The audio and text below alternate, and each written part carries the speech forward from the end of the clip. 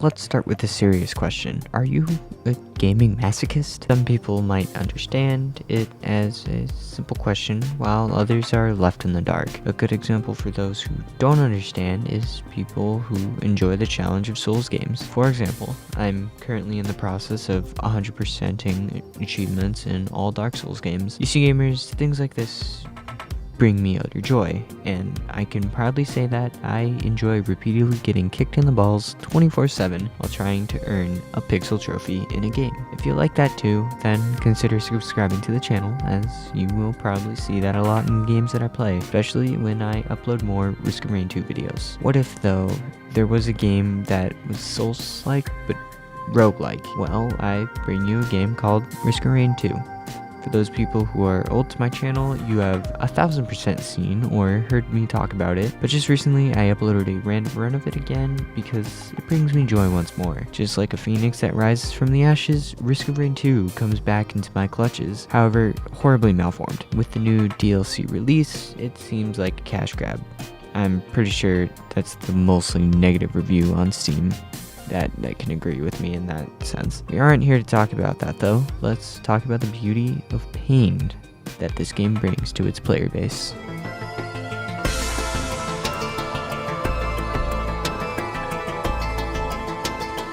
Risk of Rain 2, if you haven't heard of it already, is a roguelike game where you crash land on a planet and have to fight and loot up to get through the game. There are 3 difficulties, and they get harder the longer that you play them. The game is very fun, and I highly recommend it if you enjoy suffering, because this game is not easy when you want it to be. Even if you think you are good at these types of games, this one in particular is rather hard to beat. It is a multiplayer game, so that means communism. We all know how enjoyable that is. No hate to you, China, you haven't done anything bad to me yet. This game can get very addictive, so I do warn you in that sense. I think if you are a Souls player like me, you will enjoy this. If you are not a fan of roguelike, yeah, that's my word.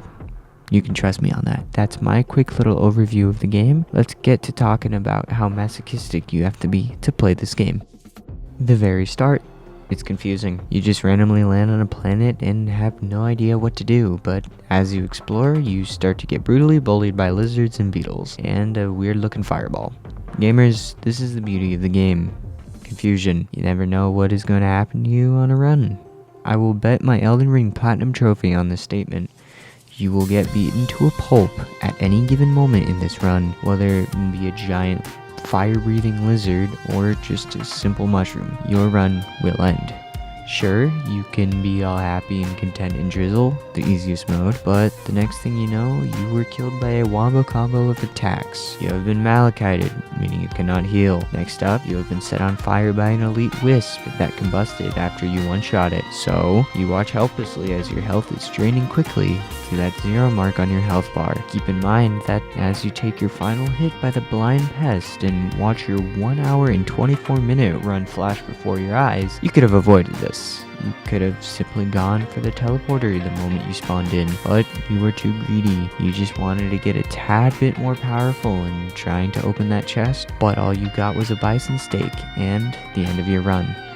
It's this very nature of confusion that makes the game so very painful, yet enjoyable to me at the same time. This formula fits in so well that just brings you back to the game. It's very hard to believe that not even a week ago, as of writing this script, I just barely had 6 hours in the game on Steam. Now, it's an astonishing 25.4 hours. I have had my fair share of playing ROR2 on my PlayStation, hence my ramblings about the game. Also, the fact that I know so much about this game. But thousands of hours doesn't mean I understand the randomness of the game.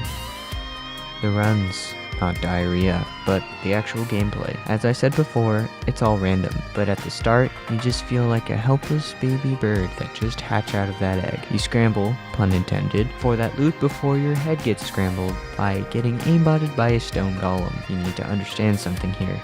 As you play the game, you truly understand that the game does everything it can to end your life in the game. The longer that you take building up your strength causes you to end your run. There is a really fun mechanic that makes time go against you. The longer that you are in a match, the harder it gets. So, there are the sets of difficulties, yes, but there are stages to it. And once it hits ha ha ha, count your days. The higher the set difficulty, the faster the stage is if time goes by, especially if you play on Monsoon. I will admit that most of my playtime was on Drizzle. You can make fun of me all you want, but recently I have picked up Monsoon. It's just so much more painful, and I crave that. I crave watching my head get smushed like a pancake when I stand in front of a stone golem. I love watching myself get tapped by a wandering vagrant with its Nova attack in the middle of an empty field. Monsoon is what the game should be played on once you understand how the game is played. It is only Monsoon that you will grow a hatred for those blind pests. And the actual good DLC that I highly recommend getting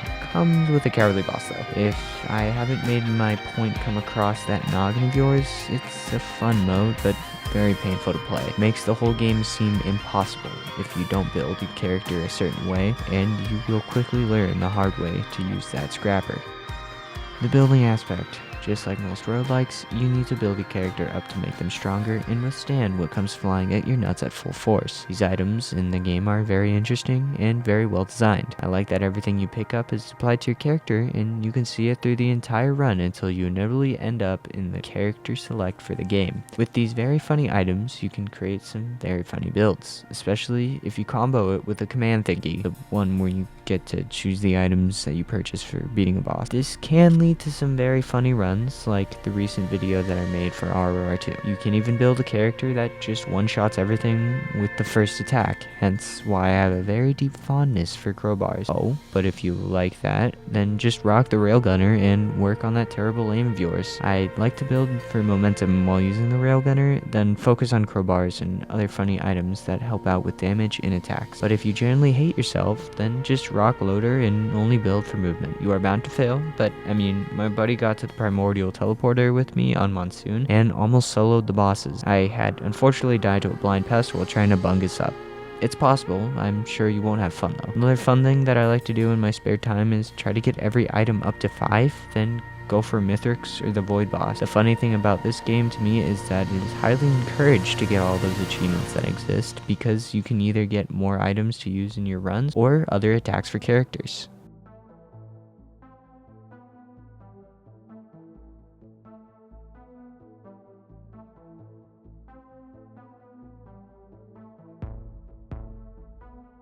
The enemies. These annoying buggers are the cause of my pain. I mean, it makes sense. They are there to hurt you and your entire bloodline, but still. I hate blind pests. I think I hate birds now. Jokes aside, these hell spawns are very fascinating. All of them have their own little thing that makes them annoying. Lumerians are just annoying fire-breathing lizards. Beetles are just free cash, same for wisps. But oh, they do get very painful the more levels you play and the higher the difficulty. There are so many cool run enders in this game that make it so fun to play. The bosses and their attacks are very cool. Each boss has their own weak spot, of course, besides the whole give them back shots and they will bust quickly, but still really cool. Attack those tips of that vagrant. Mithrix is a joke. Just don't get caught in the wall attack things or it's just over for you. I love that you can also just commit mass culling of the herd the stronger you are. If you see a massive group of beetles jumping on top of each other, just simply bring out the good old wisp in a bottle, gas can, and guitar build. Takes care of them one shot. I also love that you can just forget how easy these creatures are when you are put against elite variants. It sounds like what it is, just hard things to attack because of their ability. If you are fighting a Void Elder Lumerian, just give up. The run is concluded. The stages. They are so beautiful and plentiful. There are so many stages that you will encounter as you play the game, and I think that they really cooked when coming up with the designs. There are a bunch of maps that are entirely random when you play, but they have their tiers that you get.